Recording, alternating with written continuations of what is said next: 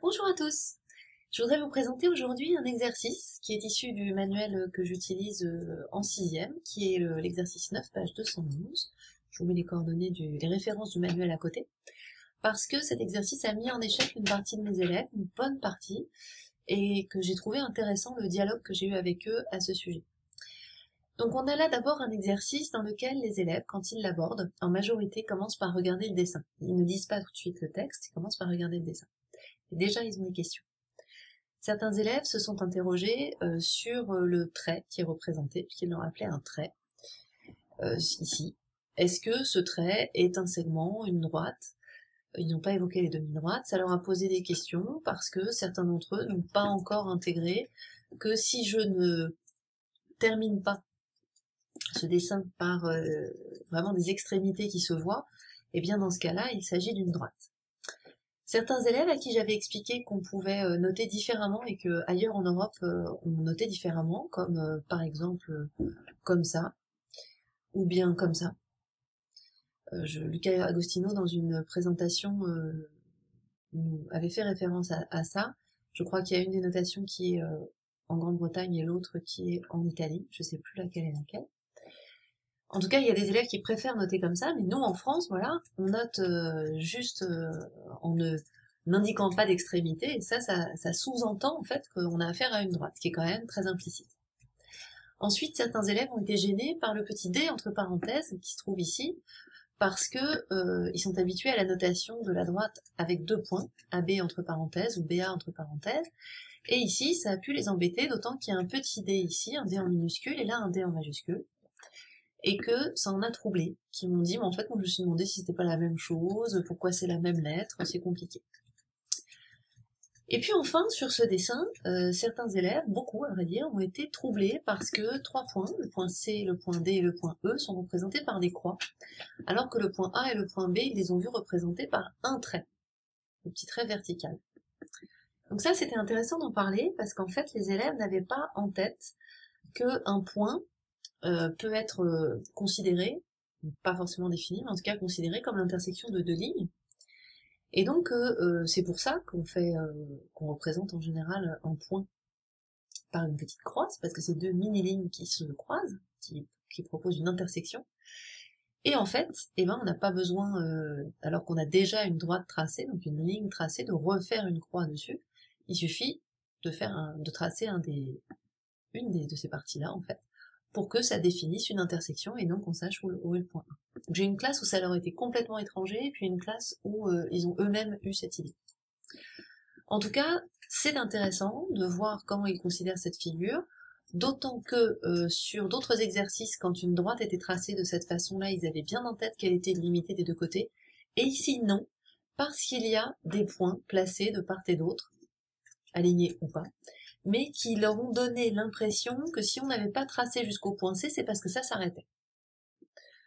Donc on voit bien à quel point les représentations, en étant codifiées, c'est très pratique qu'elles soient codifiées, mais elles sont aussi vraiment chargées d'implicite. Ensuite, quand on lit le texte, les élèves se sont interrogés, même si on en avait déjà parlé en classe, mais c'était pas encore passé, sur le terme en vraie grandeur.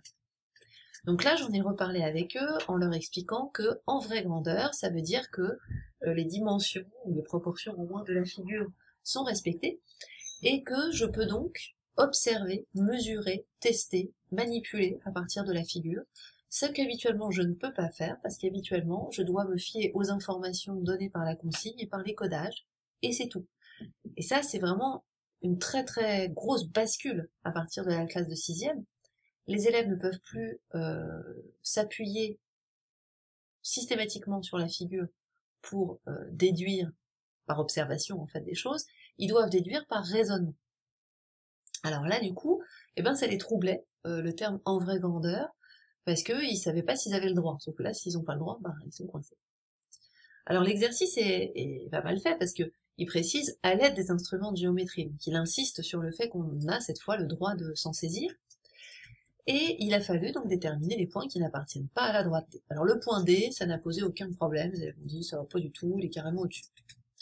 Le point E, beaucoup d'élèves étaient d'accord qu'il n'appartenait pas à la droite, parce qu'il n'est pas aligné avec A et B. Donc là, ça a été une occasion de réinvoquer le mot aligné, de reparler d'alignement, d'évoquer les images mentales de l'alignement, et de repréciser que la règle est un objet qui, en conséquence de l'alignement, permet de l'observer, ou d'observer le non-alignement, mais que l'alignement ne vient pas de la règle, en tout cas.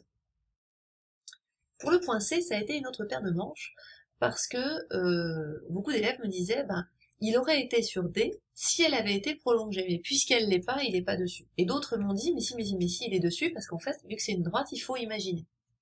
Et ça a vraiment troublé les élèves, cette histoire de ce point qui figure là, qui est sur la droite, mais on a décidé d'arrêter la représentation de la droite avant, parce que sa présence a modifié leur perception, a modifié leur façon de comprendre. Et là aussi, j'ai trouvé ça très très intéressant. Derrière, on a en même temps dû représenter et dû modéliser. Et ça nous a permis de, je pense, clarifier pas mal de choses. Ensuite, dans la deuxième question, on avait quels sont les autres noms possibles pour cette droite. Donc là, on est en même temps sur du représenter et du communiquer.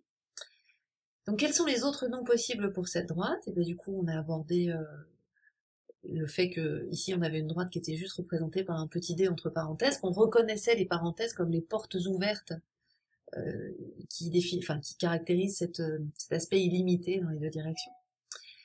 Qu'on pouvait appeler donc cette droite aussi AB, CA, CB, même si on n'a pas représenté la suite de la droite du côté, disons, de A. Et puis ensuite, on est arrivé au fait qu'on pouvait aussi l'appeler BA, BC, parce que le nom d'une droite, en fait, peut se lire dans un sens ou dans un autre, que ça n'a pas de conséquences. Et j'ai demandé aux élèves de réfléchir si c'était vrai aussi pour un segment, si c'était vrai aussi pour une demi-droite. Donc on a eu une assez belle discussion sur le fait que pour un segment, oui, ça fonctionnait, mais que pour une demi-droite, il fallait faire attention, que par exemple la demi-droite d'origine A passant par B pouvait s'écrire donc A crochet B parenthèse, ou B parenthèse A crochet. Alors je sais que ça c'est pas partagé, il y a des collègues qui n'aiment pas qu'on écrive dans ce sens-là, ils veulent que ça puisse se lire systématiquement de gauche à droite, moi ça ne me gêne pas. Mais qu'en tout cas, il fallait faire attention, parce que pour une demi-droite, si on intervertit le sens des lettres, il va falloir intervertir avec les symboles qui indiquent l'origine de la droite, ou le fait qu'elle passe par un point en continuant son chemin.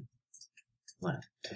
Donc j'ai trouvé que pour un petit exercice qui peut paraître de prime abord, voilà, un exercice d'entraînement, de réactivation, et bien en fait, il aborde des notions qui sont vraiment fondamentales, et qui touche au moins à quatre de nos compétences institutionnelles, chercher, représenter, communiquer, modéliser, et même aussi raisonner, puisqu'il s'agit de trouver des méthodologies, de trouver des stratégies, et puis de réussir à justifier sa démarche. Voilà. Eh bien, je vous souhaite une bonne continuation.